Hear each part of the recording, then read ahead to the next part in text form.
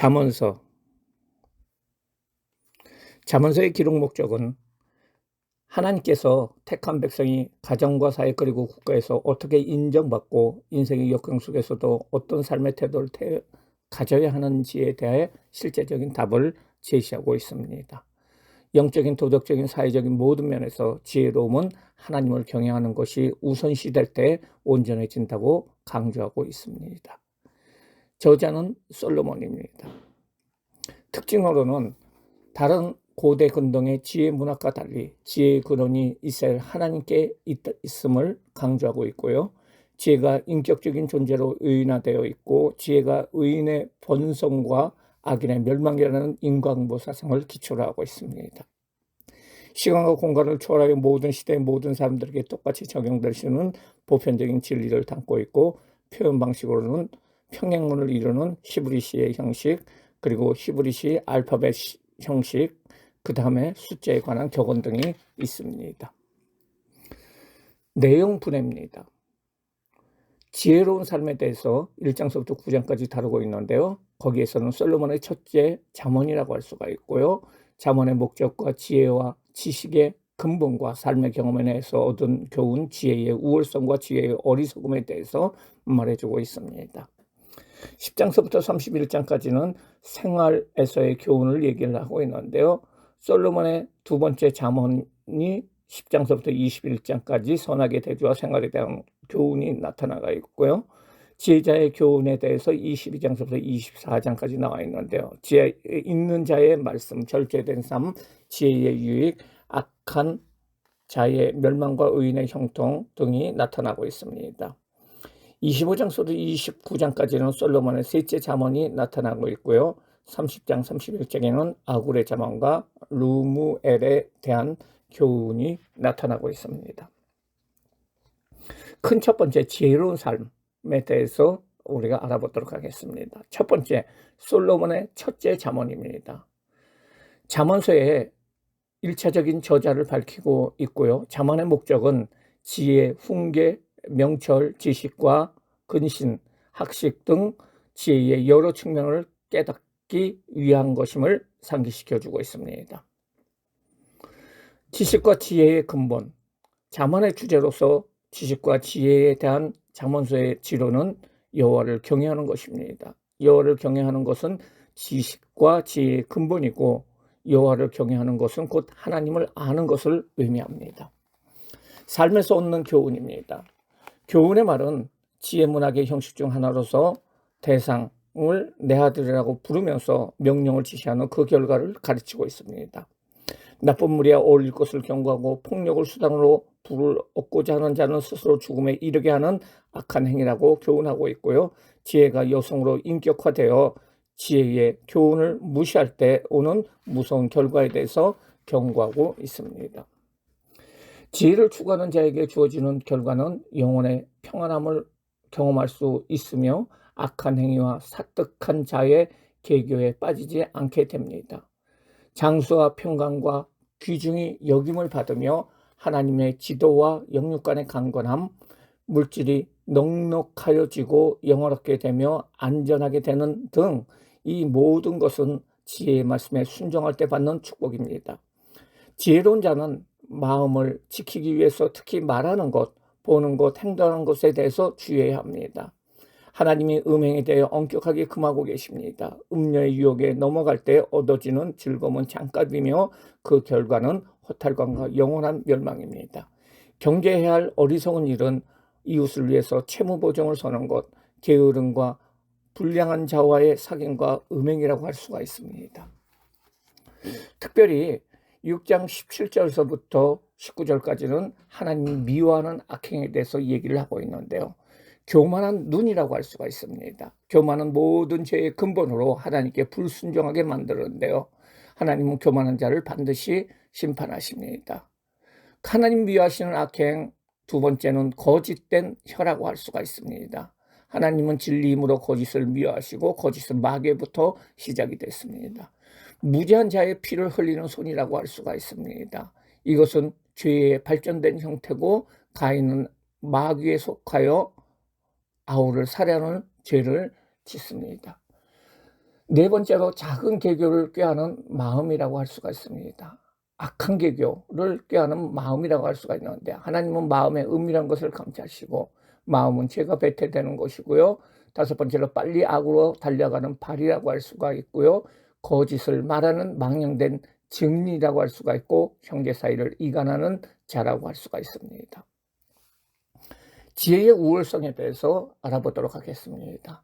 지혜를 특별히 여성으로 위인화한 지혜의 참미라고 할 수가 있습니다. 인간에게 해악을 끼치는 음녀와 대조하여 지혜가 궁극적으로 인간을 유익하게 하고 생명으로 이르게 한다는 사실을 깨달아 주고 있고요. 지혜를 얻는 삶의 가치는 은, 금, 진주 등을 얻으려는 물질을 추구하는 삶의 가치보다 더 높다고 묘사되고 있습니다. 지혜의 어리석음입니다. 지혜와 어리석음입니다. 지혜가 사람들을 자신의 집으로 초대한 것 같이 어리석음도 자신의 집으로 사람을 초대한다는 거죠. 지혜의 초대에 응하는 자는 여호와를 경외하는 자로서 더욱 지혜롭게 된다고 할 수가 있습니다. 여기에서는 지혜와 어리석음의 비교가 나오는데요. 의인화 현상으로서 지혜는 덕 있는 주보이고요. 주부이고, 어리석음은 미련한 여인이라고 하고 있고요. 초대 장소는 7기둥으로 다듬은 집이 지혜의 초대이고요. 그리고 어리석음은 성읍 높은 곳에 있는 자리라고 할 수가 있고요. 그리고 지혜는 짐승과 포도주로 근사한 잔치를 베풀어 놓지만은 어리석음은 도둑질한 물과 떡을 사용을 하고, 그리고 초대 대상은 지혜는 바로 어리석은 자와 지혜 없는 자를 초대를 하지만은 마찬가지로 어리석은 자와 지혜 없는 자를 초대하고, 그리고 지혜는 생명을 얻게 되지만은 어리석음은 바로 수월로 가게 된다는 것을 비교해서 말해주고 있습니다. 큰 두 번째, 생활에서의 교훈이 나오고 있습니다. 첫 번째, 솔로몬의 둘째 잠언에 대해서 얘기가 나오는데요. 선악의 대조가 나옵니다. 의인의 삶은 여호와를 경외하며 그 계명을 지키는 자고, 그리고 구제하는 데 인식하지 않고요. 부지런히 일하는 자로서 장수하고 풍족해지고 부유하게 됩니다. 그러나 악인의 삶은 입술에 독을 머금고 항상 폐역을 말하고 자기의 재물을 의지하고 게으른 자라고 할 수가 있는데요. 두려워하는 것이 임하고 망하게 되고 패망하게 되고 가난하게 된다는 것입니다. 지혜로운 자녀는 부모로부터 훈계를 즐겨 들으며, 부모는 자식을 사랑하고 바르게 교육하기 위해서 매와 징계를 아끼지 않는다고 하였습니다. 지혜로운 자는 하나님을 두려워하며 악을 떠나 스스로 상과 행동을 합니다. 하지만 악인은 어리석어 마음이 성급하며 말과 행동을 함부로 합니다. 매사에 즐거운 마음을 삶의 유익과 선을 행하게 합니다. 그러나 근심은 상하게 하고 생활의 평안을 잃게 만듭니다. 가난의 원인은 게으르다, 불의를 행한다, 미련하다, 방탕을 쫓는다, 잠자기를 좋아한다, 교만한다 라고 말해주고 있고요. 부의 원인은 부지런하다, 의를 행한다, 지혜롭다, 여호와를 경외한다, 구제를 힘쓴다, 겸손한다 라고 말해주고 있습니다. 생활에 관한 교훈입니다. 하나님의 섭리, 하나님께서 주권적인 섭리에 따라서 우주 만물을 창조하셨으므로 우리의 모든 행사를 하나님께 맡길 때 경영하는 모든 것이 이루어진다고 얘기를 하고요. 그리고 화평케 하는 자, 가정에서나 사회에서 일상생활 가운데서 행복은 그 구성원 간에 서로 화목하는 것에 기인한다고 말해주고 있습니다. 미련한 자와 명철한 자에 대해서 말해주고 있습니다. 또한 인자한 태도, 분노를 제어할 뿐 아니라 다른 사랑의 허물까지도 용서하는 것이 더욱 지혜로운 삶이라고 강조를 하고 있고요. 노하기를 더디하는 것은 일상생활 가운데 곤란하고 어려운 일을 모면하는 현명한 태도라고 얘기를 하고 있습니다. 경건한 생활, 일상생활 가운데 절제를 추구하고 다른 사람들과의 다툼을 피해야 하고요. 또한 지혜로운 자는 하나님과 사람에게 무엇이든지 성실하게 행해야 됩니다. 의와 공평, 하나님께서는 인간의 중요한 정책을 결정할 때 모든 것을 주관하시는 하나님을 의뢰하여 공의를 행하는 지혜와 그 마음의 생각과 동기까지도 감찰하시고 평가하신다는 사실을 알아야 된다는 거예요. 잠언의 종결로서 지혜로운 요소는 겸손함과 하나님을 경외하는 삶이며, 그에 따른 보상은 재물과 영광과 생명이라고 말해주고 있습니다. 지혜로운 자의 두 번째, 지혜로운 자의 교훈입니다. 지혜가 있는 자의 말씀, 지혜 있는 자의 말씀에 귀를 기울여 듣고 마음에 새기고 그 교훈을 전하는 생활을 하라고 권면하고 있습니다.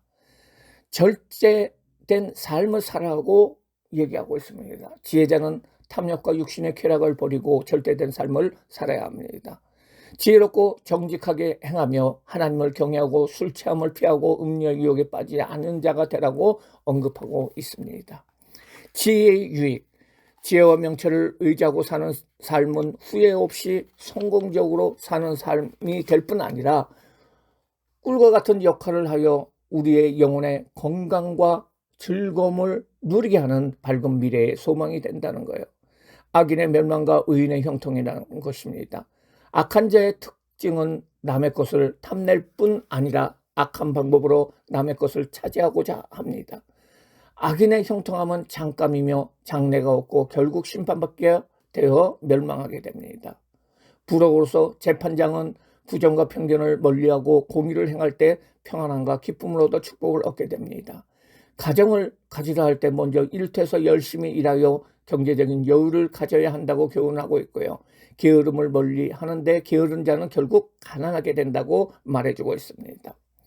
세 번째, 솔로몬의 세 번째 잠언입니다. 대인관계에 관한 잠언입니다. 대인관계로 왕, 이웃, 미련한 자, 게으른 자, 다투는 자 등에 대해서 말을 해주고 있습니다. 생활 처신에 대한 잠언입니다. 책망의 유익이에요. 사랑하는 마음을 가지고 책망하는 것에 귀 기울이는 것은 궁극적으로 유익을 얻게 된다고 말하고 있습니다. 의인과 악인의 대조입니다. 의인은 여호와를 의지하고 경외하고 율법을 지키는 자며 성실히 행하며 정직하지만은 악인은 율법을 버리고 의선적인 기도를 하고 탐욕을 가지고 가난한 자를 못 본지 안다고 얘기를 하고 있고요.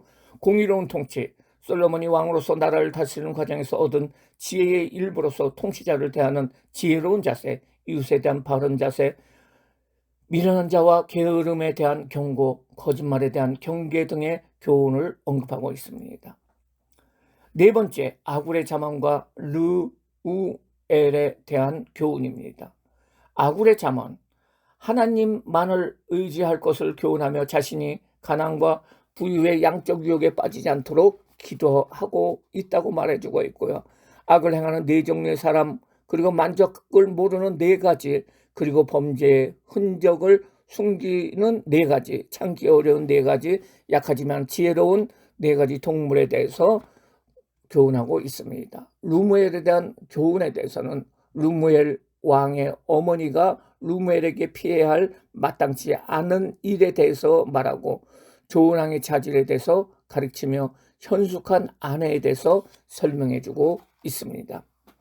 잠언의 적용과 실천입니다. 성도 간의 교제 가운데 실수나 잘못에 대해서 지적해주는 책망의 소리를 우리는 어떻게 받아들이고 있습니까? 지금 삶 가운데 씻어내야 할 내적인 더러움은 무엇인가요? 여호와 하나님에 대한 의뢰와 경외심은 불신자에게서 찾아볼 수 없는 신앙인의 삶의 특징입니다. 인간의 마음은 모든 악의 근원이 되기도 하고 선의 원천이 되기도 합니다. 우리의 삶이 어떤 상황에서도 마음을 지키며 나아갈 때 하나님의 뜻대로 모든 일에 협력하여 선을 이루게 됩니다. 감사합니다. 이상으로 잠언을